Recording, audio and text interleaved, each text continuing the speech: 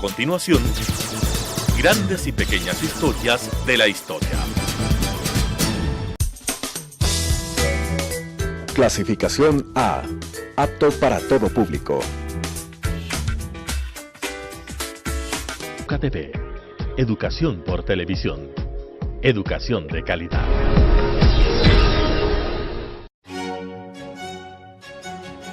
La historia está hecha de lo que unos quisieran olvidar y lo que otros no pueden olvidar. Es tarea del historiador averiguar el porqué de lo uno y de lo otro. Carlos Freile la asume en Telesucesos. Con ustedes, grandes y pequeñas historias de la historia. ¿Cómo están, estimados amigos de TV Sucesos y Radio Sucesos? Les saluda Carlos Freile en este su programa Grandes y Pequeñas Historias de la Historia. En esta oportunidad vamos a conversar un poco sobre la Guerra Civil Española.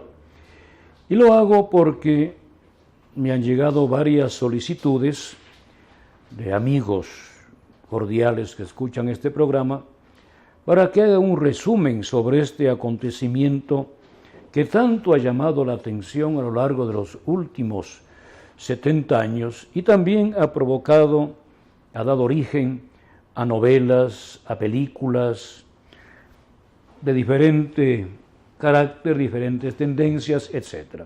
Precisamente algún amigo, algún oyente me ha dicho que ha leído algunas novelas y quisiera saber una visión histórica de la famosa y tan comentada Guerra Civil Española. Indudablemente, ustedes aquí van a escuchar lo que este modesto servidor ha sacado en conclusión después de largos años de lecturas, de obras sobre la Guerra Civil, de diferentes ámbitos, diferentes autores, etc.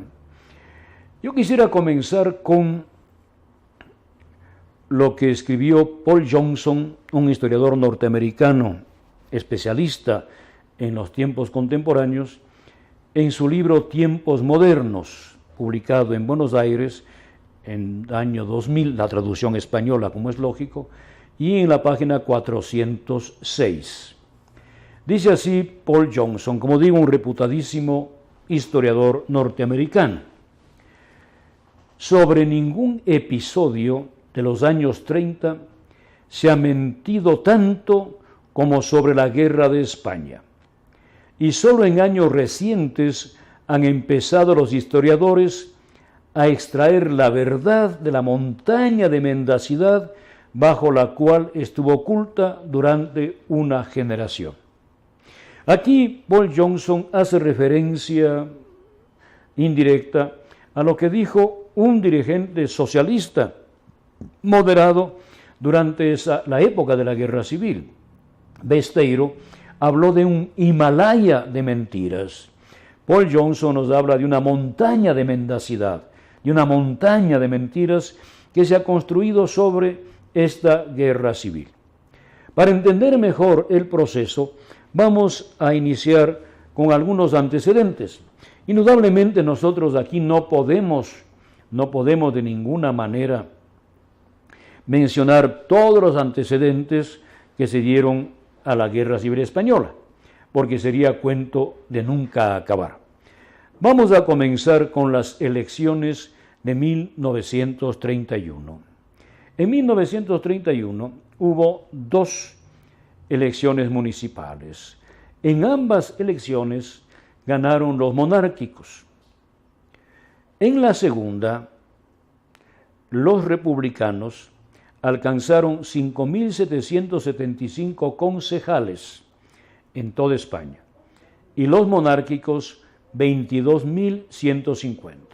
Como ustedes ven, quienes ganaron las elecciones fueron los monárquicos, 4-1, hasta un poco más.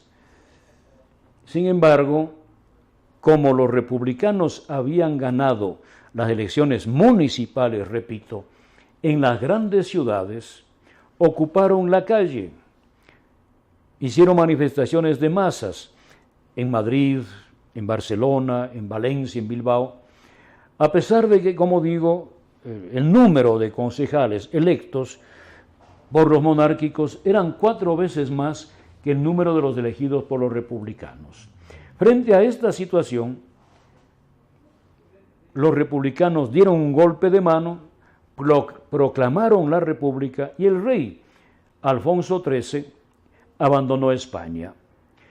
Algunas personas nos dicen que el rey no combatió, no defendió, digamos, su puesto, su corona, por la influencia de su esposa, Victoria Eugenia de Battenberg, quien le habría convencido de que salga de España, se refugie fuera, por miedo a que les pase a ellos lo mismo que les había pasado a los zares en Rusia, que fueron asesinados, como ustedes saben, a raíz de la Revolución Soviética, tanto más que la zarina era pariente muy cercana de doña Victoria Eugenia.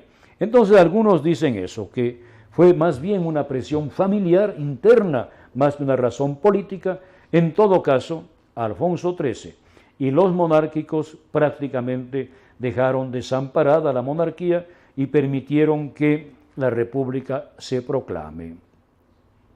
En 1933, en otras elecciones que hubo en España, volvieron a ganar las derechas junto con el centro, de tal manera que se veía con claridad que la gran masa de la población española no estaba con los extremistas.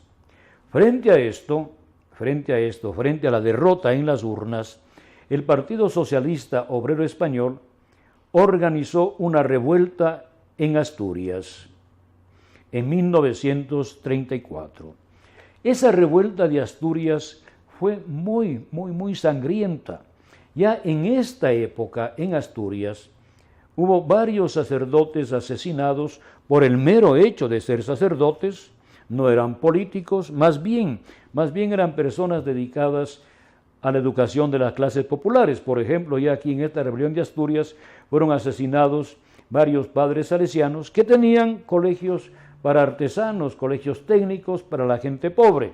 También fueron quemadas ya varias iglesias, de tal manera que nosotros no podemos aceptar lo que se dirá después, que la matanza de sacerdotes y la quema de iglesias comenzó después del alzamiento militar de Franco y sus generales. Esto no fue así. En 1936, en enero, hay otras elecciones. La historiografía oficial de izquierdas nos dice que ganó la izquierda, y eso es lo que está en muchísimos libros, y eso es lo que se ha afirmado, ¿verdad?, en diferentes fuentes. Sin embargo, la documentación existente oficial nos dice que los monárquicos alcanzaron en enero de 1936 4.511.031 votos y los republicanos 4.420.322. O sea que los republicanos tenían aproximadamente 90.000 votos menos.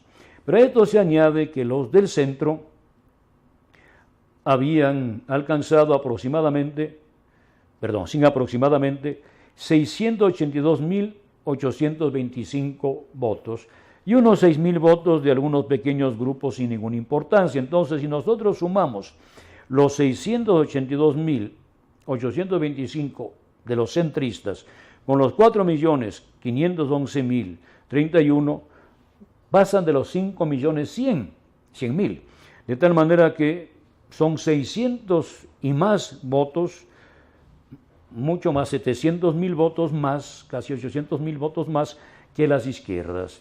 Sin embargo, la izquierda proclamó su triunfo, y no solo eso, sino que hubo denuncias, y se ha comprobado después por la investigación en los documentos que han quedado, que hubo una serie de actos irregulares en varias provincias.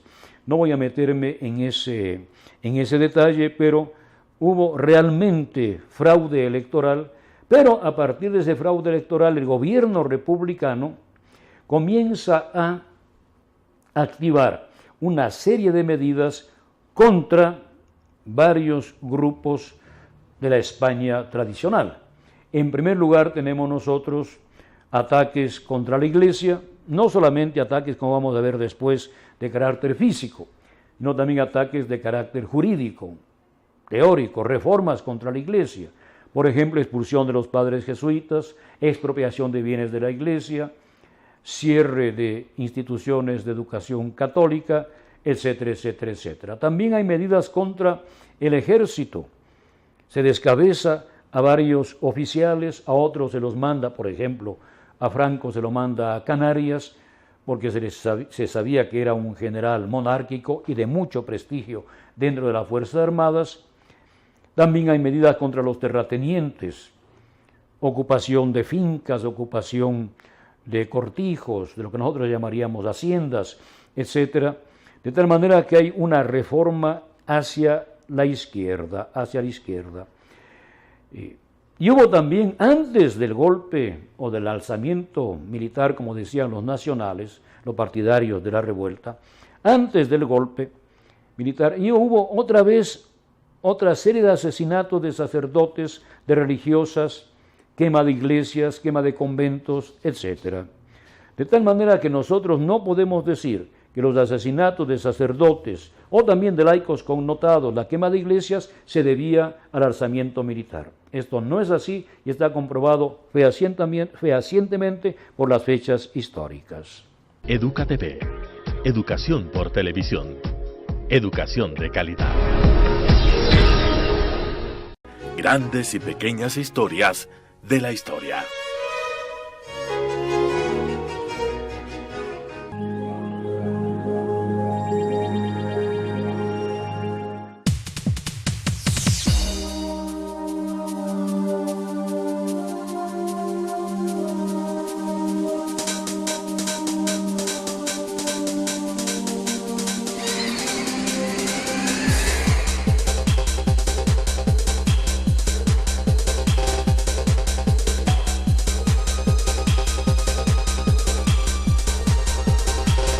Telesucesos, por Quequito TV.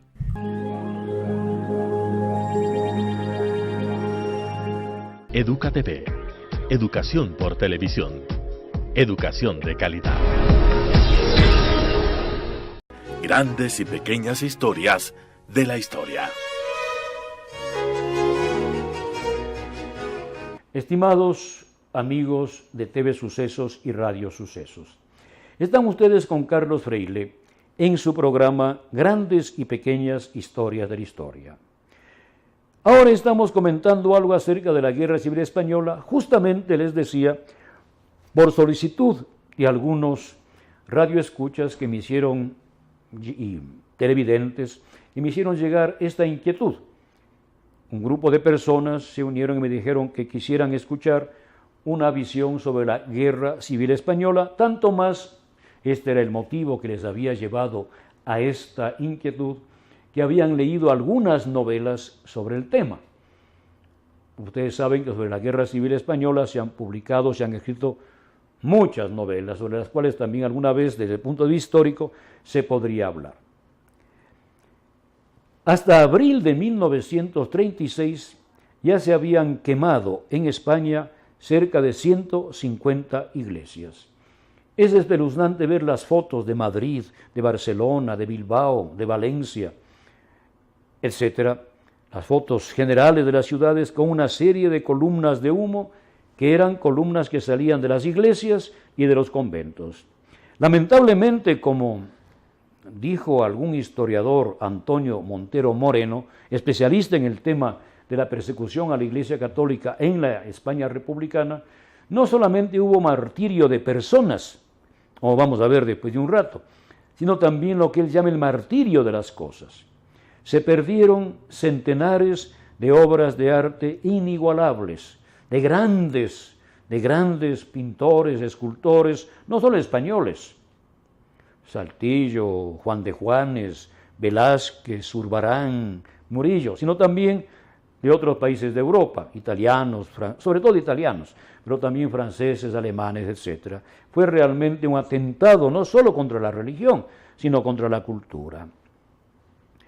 Por eso es que los padres así llamados de la República, y puedo citar a José Ortiz y Gasset, a Gregorio Marañón y a Ramón Pérez y Ayala, tuvieron que huir de la España republicana.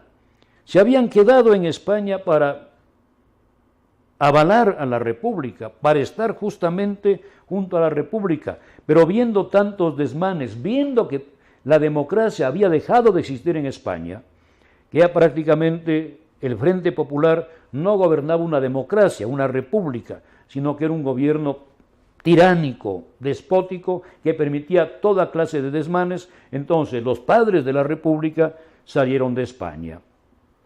Por tanta violencia, tanto exceso en la represión, en los asesinatos antes del levantamiento de los militares.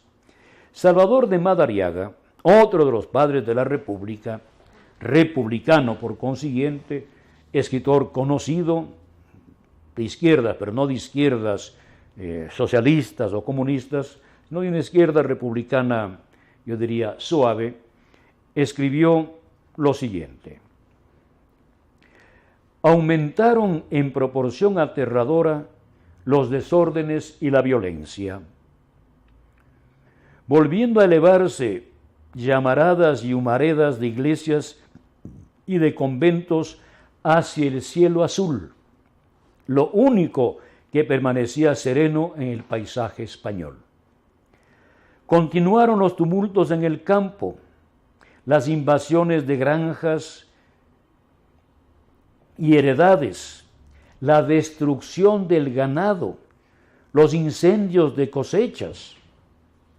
Nótese, hago este pequeño comentario, que el furor revolucionario con el Frente Popular en el poder todavía antes de la revuelta o del alzamiento de los militares, no solamente atacaba a las propiedades, vale decir, ocupaba propiedades, cortijos, granjas, fincas, heredades, etc., sino que destruía matando ganado vacuno, ganado ovejuno, quemando cosechas de trigo, de cebada, destruyendo cosechas de aceitunas, etc., lo cual nos parece a nosotros una barbaridad, independientemente de las motivaciones. Sigo leyendo. Y esto que viene es de Salvador de Madariaga, un gran republicano español. En el país pululaban agentes revolucionarios a quienes interesaba mucho menos la reforma agraria que la revolución.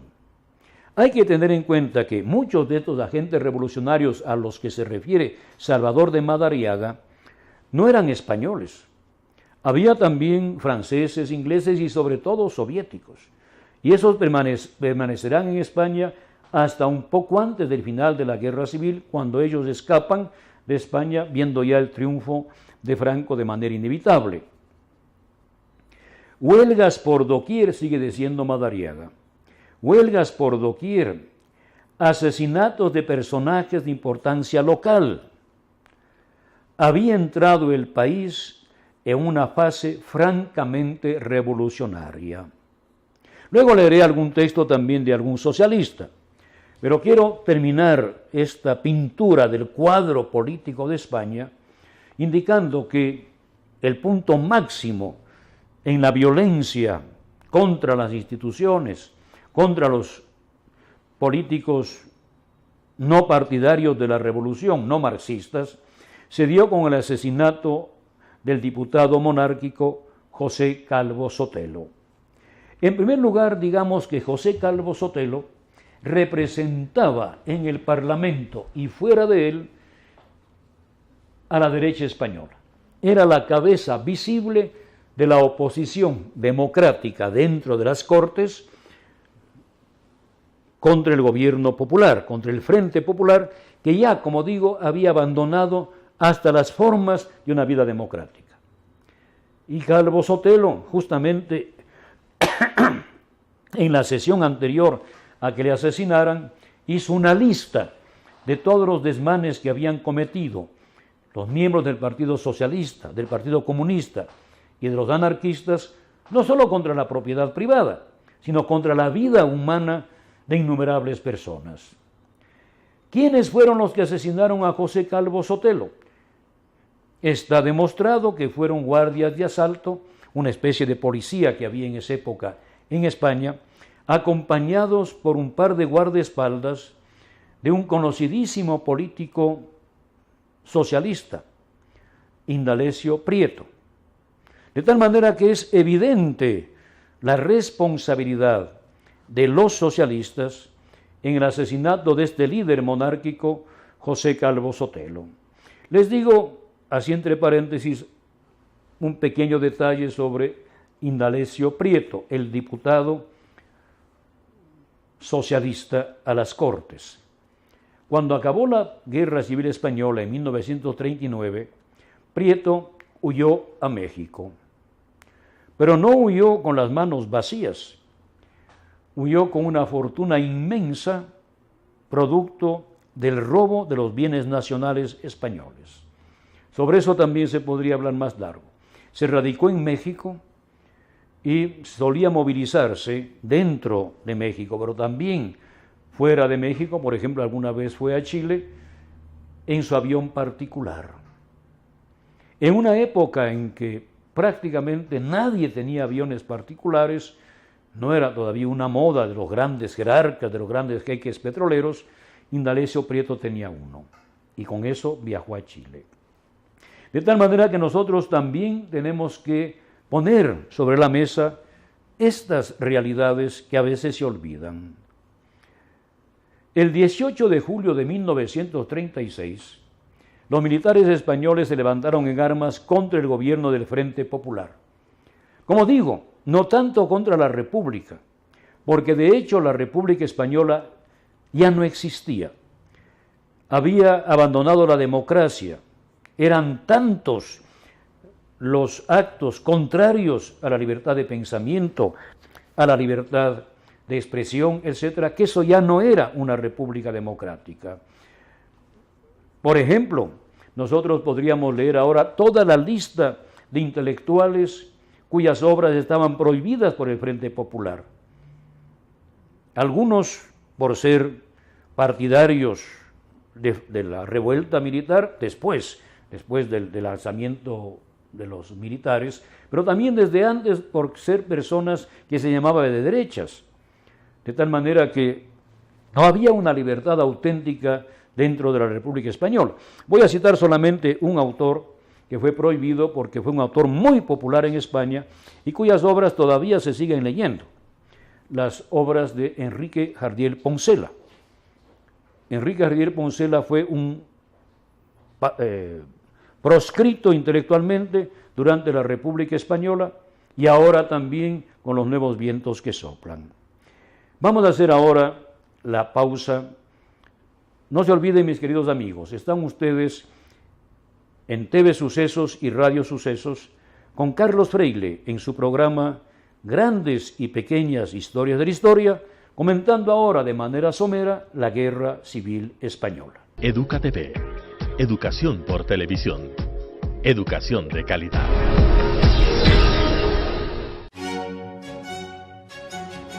La historia está hecha de lo que unos quisieran olvidar y lo que otros no pueden olvidar. Es tarea del historiador averiguar el porqué de lo uno y de lo otro. Carlos Freile la asume en Telesucesos. Grandes y pequeñas historias de la historia.